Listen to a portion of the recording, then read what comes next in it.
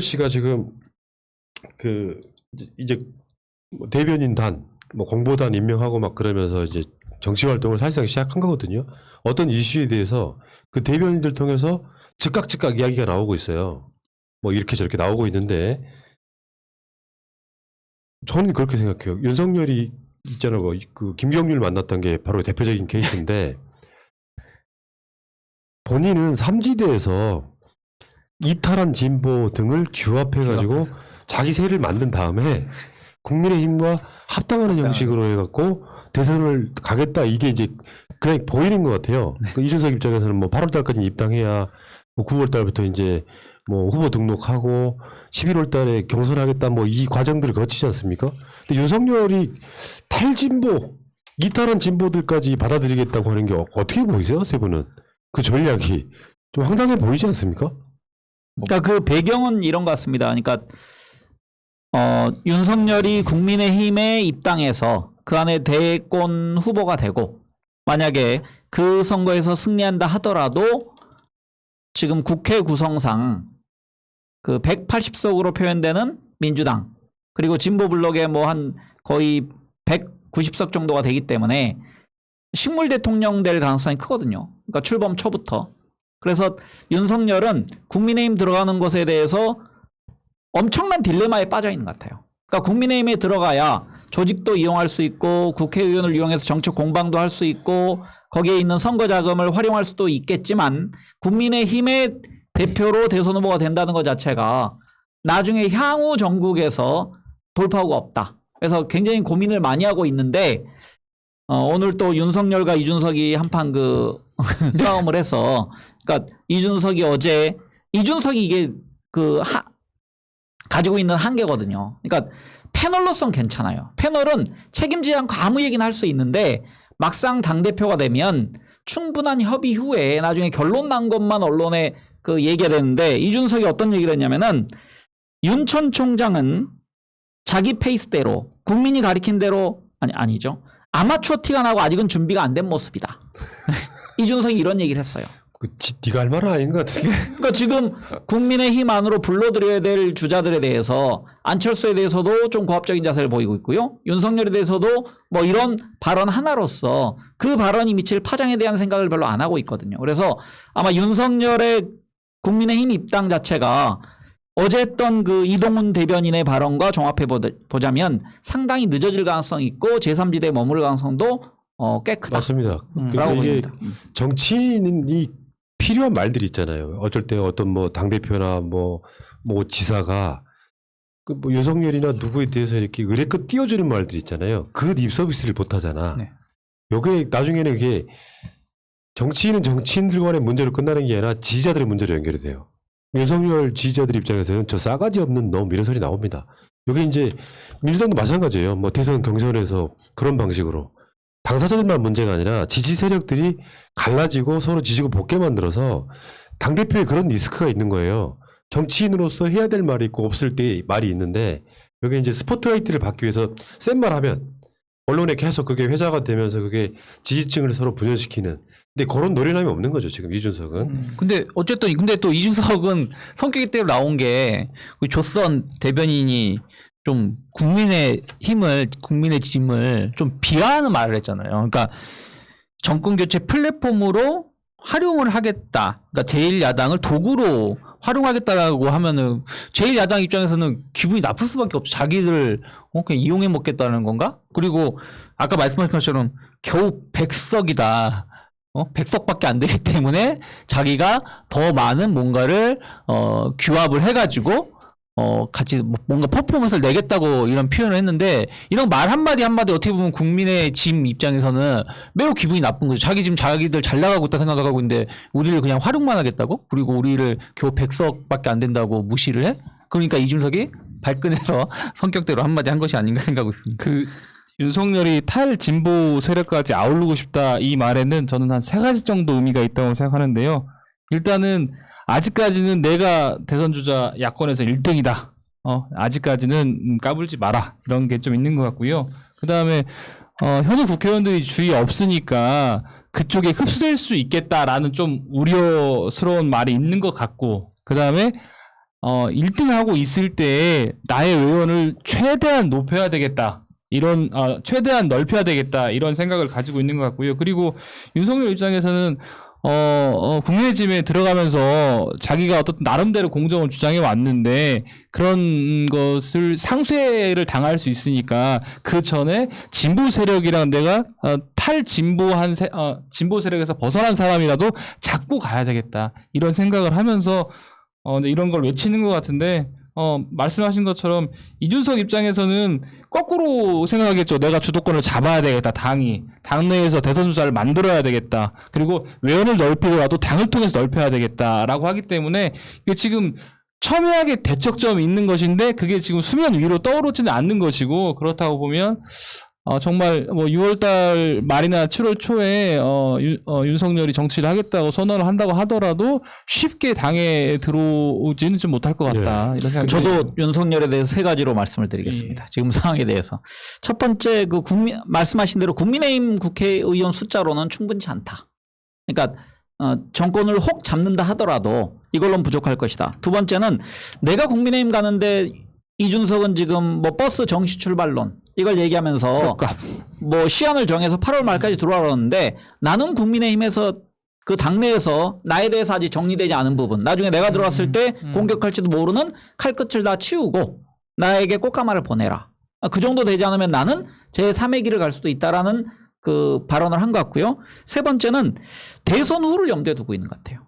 그러니까 대선 후에 본인의 안위와 관련된 것도 있고 그다음에 그 입법부에서 결국은 틀어잡고 있으면 아무것도 못하는 거거든요. 그래서 그런 틀에서 지금 윤석열의 고민이 좀 더 깊어가고 있다. 막상 시간은 다가오고 있고 그 야권 후보라는 것만 천명했지 그 플랫폼이 국민의 힘이 아닐 수도 있다라는 생각을 지금 할 수 있습니다. 특히 이준석의 그 당대표 선출감. 근데 이런 측면이 있죠. 이게 여러 가지 전략의 문제일 수도 있는데 입당하자마자가 논란이 되고 이게 지지고 복구하잖아요. 윤석열한테 도움되지 않아요. 그러니까 이 정무적으로 언제 입당하고 어떻게 힘의 관계를 하고 내가 흡수돼 가지 않고 이것만 생각을 하니까 결국에는 대선에 자기 아젠다가 없는 가운데 지금 둥둥 떠다니는 거거든요. 대표적으로 지금 방명록을 쓰거나 입을 열었더니 점점점 정치인의 어떤 검찰총장으로 있을 때랑 다르게 이게 하나하나가 논란이 되잖아요. 다시 한번 볼게요. 역대급 똥볼 방명록. 그러니까 다시 한번 읽어드릴게요. 정보와 기반과 인권의 가치로 대한민국의 새 지평선을 여신 김대중 대통령님의 성찰과 가르침을 깊이 새기겠습니다. 이거 딱 보고 내가 그런 이야기를 했어요. 어떤 분한테. 진짜 무식하네요. 진짜 무식하네요. 검사들 어디 눈사람 가서 술이나 먹지. 평상시 때 낮에 특수부 검사들 사건이 없으면 낮술이나 먹으러 다니지. 책 한 권 읽어라 했던 이야기가 그냥 떠올랐던 지평선 이 사건은요. 지금 그 윤석열이 특수부 검사들과 함께 이렇게 돌아다니는 예전 사진 하나를 보고 계신데 쟤들 조폭 아니면 뭐예요? 실제로 대한민국 인정한 공무원 검사가 아니면 조폭이에요, 그냥. 그러니까 실제로 본인의 실력이 이 방명록에 그냥 드러난 거예요. 진짜 무식하다. 철학과 깊이가 전혀 없다. 사실 이제 김제의 지평선 축제라는 게 있는데 윤석열 씨가 이 지평선 잘못 워딩 쓰는 바람에 김제 시민들이 상당히 열받을 수 있겠다. 그러면 호남표를 거기 김제평야죠. 김제평야죠. 예, 김제평야인데 그런 생각이 좀 들었고 푸나님 말씀하신 것처럼 이제 가면 갈수록 윤석열이 정치적인 철학이 없다는 것이 백일하게 드러날 것 같고 여기 보면은 행동이나 워딩에서 메시지가 아무것도 없어요. 철학도 없어요. 그렇기 때문에 이렇게 계속 가다 보면 예전에 안철수처럼 그냥 붕 떴다가 둥둥 떠다니다가 그냥 조용히 흘러갈 수도 있겠다라는 기대 반 아니면 예상 반 이런 생각을 좀 해봅니다. 그러니까 저 글이 지금 아마 지평선은 지평을 잘못 쓴 건 다 알 것 같고 그다음에 성찰은 본인 스스로 그렇죠. 반성한 거잖아요. 그러니까 이거는 성찰보다는 원래 대통령님의 통찰력 이걸 아니면 직관력 여기에 대한 그 단어를 선택했어야 되는데 아마 이거 준비해 갔을 겁니다. 그러니까 왜냐면 준비해 갔을 것 박명록은 같은데. 이미 준비했고 내가 이렇게 쓰겠다라는 걸 준비했는데도 이 정도면 옆에 지금 보좌진이 좀 부족한 것 같고요. 그다음에 그러니까 저는 전문가가 국가를 이끌면 안 된다고 생각해요. 특정 분야의 전문가. 그러니까 국가는 전문가들을 잘 활용할 수 있는 정치력이 좀 있는 사람이 대통령이 되는 게 맞다고 생각하거든요. 그러니까 유명한 게 있습니다. 그러니까 제 친구 중에 그 증권하는 친구가 뭐라고 그러냐면은 세상은 전공의 눈으로 다 보게 돼 있다. 그러니까 경제 전문가는 세상을 경제적 시각으로 보고 당구장 하는 분은 당구장 시각으로 세상을 봅니다. 그런 것처럼 어느 분야에 전문성이 있다는 것이 자기 삶에는 도움이 될지 모르지만 국가 경영에는 이게 한편으로 큰 폐가 될 수 있거든요. 그래서 특정 분야에서만 성장한 윤석열이 국가를 맡았을 때 앞으로 우리나라에 야기될 그 문제점은 생각만 해도 끔찍합니다. 근데 이제 그 박명록 하나뿐만 아니라 10원 한 장 피해 준 적 없다는 그 말도요. 논란거리를 만들어내잖아요. 이준석이 가끔씩 이렇게 남들 말 되치기 하는 거나 비슷하게 윤석열도 말의 리스크가 굉장히 큰 사람인 게 검찰총장이고 그냥 아싸하게 그냥 다 내 밑에 검사들이 있고 하는 그런 어떤 알고 보면 대한민국 최고 권력자 깡패 권력자 같은 느낌을 갖고 있다가 검찰총장을 그만두고 나와서 이런 질문들이 들어올 때 내가 말이죠. 우리 장모님이 말이죠. 10원 한 장 피해 준 적 없다 이렇게 말을 하는 그 톤이나 투가 윤석열한테 수도 없이 나올 거라고 생각이 들어요. 직업병이죠 일종의. 그렇죠. 왜 10원 한 장이라는 표현은 사실은 있을 수 없는 표현이거든요. 동업관계에서 어떻게 10원 한 장 피해를 줄 수가 없는 거잖아요. 나는 거기서 그 말을 공범의식까지 봤거든. 장모를 비호해준 자기 스스로의 동일처로 보고 있다는 느낌까지 들었거든요. 10원 한 장 피해 준 적 없다는 말이. 그건 모르는 거지. 진짜 정치인의 말은 10원 한 장 피해 준 적이 없다고 나오면 안 되고 자기 장모를 쉴드치기 바빠서 그런 말이 나왔지만 혹시나 피해본 분들이 있다면 그 부분에 대해서는 뭐랄까 유감이다라든지 사죄한다라든지 이렇게 나가야 돼. 정상적인 거거든요. 그러니까 딱 잘라가지고 나는 장모랑 그냥 경제 공동체야 같은 느낌이었어요. 요거 두고두고 씹을 거예요. 우리 윤시원 씨. 그러니까 지금 안철수에 의해서 우리가 봤거든요. 안철수가 어떤 분야에 성공했고 대한민국에서 가장 좋은 학력을 가지고 있지만 정치권에 나와봤더니 저 사람은 약간 바보가에 속하더라. 그리고 윤석열도 지금 매체에 노출될 때마다 저 사람 우리가 생각했던 것 이상으로 언어 표현력이 떨어지네? 그리고 통찰력이 없네라는 게 보여지고 있는데 저는 이게 이준석과 비슷한 개로 간다고 생각합니다. 그러니까 이준석도 정치인의 언어라는 거 이준석은 생각이 굉장히 빨라요.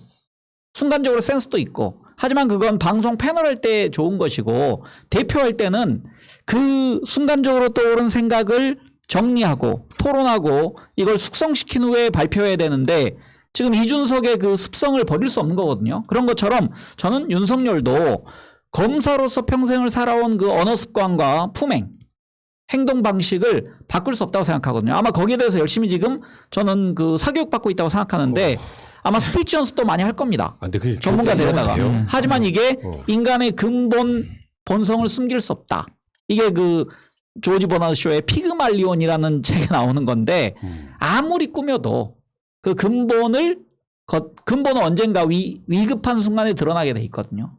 그래서 그런 걸 많이 앞으로 그 이준석도 그렇고 윤석열도 그렇고 경험하게 될 겁니다. 그래서 윤석열은 언론 노출을 최대한 꺼릴 가능성이 크다. 일정 기간 동안. 저는 이 부분에서 조금 생각을 달리하는데 윤석열하고 이준석하고는 좀 다를 수 있다고 생각하는 게 윤석열은 지금까지 검사를 해오면서 나름대로 그 막강한 권력을 누렸기 때문에 사안과 관련해서 깊은 고민을 안 했을 거라고 봐요. 그래도 실수가 많고 앞으로 그렇게 전개가 될 텐데 저는 이준석은 재치가 있고 빠른 측면도 있겠지만 중앙정치 무대에서 10년 정도 살아남았다면 순간순간 재치보다는 나름대로 성렬이보다는 좀 더 고민을 많이 했을 것 같고 그래서 나름대로 정리가 돼 있을 것이다 라고 보거든요. 제가 저번에 당대표 선거할 때 저기 누구죠? 그 나씨랑 하는 거 보니까 이준석은 이미 다 가지치기가 되어 있더라고요. 예를 들면 나씨가 이 얘기하면 나는 A를 하면 나는 B로 가고 B라고 하면 C로 가야 되가 정리가 돼 있는 거를 딱 좀 느꼈어요. 그래서 말실수는 앞으로 윤석열은 훨씬 많이 할 거다. 근데 이준석은 그보단 덜 한다. 그리고 이준석은 실수라기보단 기획되고 본인이 세팅된 대로 하는 것일 거다라고 아니 저는 생각을 반대로 하고 봐요. 있습니다. 왜냐면은 지금 당대표 된 지 며칠 만에 그 실수들이 몇 가지가 지금 노정됐거든요. 그러니까 국민권익위원회 그 국민의힘 국회의원들 전수조사를 한다라는 것을 어떤 일이 있었냐면 그 검찰. 그저께인가요? 검찰에 맡길 수 맞아요. 있다. 검사 그런 얘기 했어요. 검찰의 그 칼 끝에 자기 국회의원들 다 올려놓다는 거거든요. 그랬더니 김기현이 거기에 깜짝 놀라서 기자들한테 못 오히려 들어봤다 물어보는 일이 이랬어요. 생겼는데 네. 이게 토론 패널로 나왔을 때 이준석과 당대표의 이준석이 당대표 되려면 그 왕관의 무게를 견딜 힘을 가져야 되는데 아직은 그 힘은 없다고 저는 생각해요. 그래서 아니 저 이유도 맞는 말씀인데 제가 이거는 이준석이 편을 드는 게 아니라 이게 이제 지금 그 이제 부동산 관련해서 전수조사하는 거는 처음 있는 일이기 때문에 본인이 이 부분 관련해서는 깊게 고민해보지 못했을 수도 있겠다. 새로운 것들은 이준석 입장에서. 근데 기존에 많이 정치권에서 회자되거나 논쟁이 됐던 것들은 본인 스스로는 정리가 돼 있을 것이다라고 좀 생각을 합니다. 근데 저는 일단은 윤석열, 그러니까 윤시번의 입장을 보면 제가 느끼기에는 약간 똥마려운 강아지 그런 느낌이 왜 그러냐면 안철수하고 잠깐만요. 오늘 윤석열이 이게 한 말이 있어요. 어려워도 기다리겠다. 나는 곰이 되겠다 해서 곰이로 오셨고. 예, 알겠습니다. 똥마려운 곰. 그러고 싶은데 왜 무슨 얘기냐면 안철수 같은 경우는 안철수 붐이 일어났을 때 안철수는 느낌이 제가 그때 당시 느낀 게 뭐냐면 이 사람은 실패를 해본 적이 없는 거예요. 다 성공을 했어.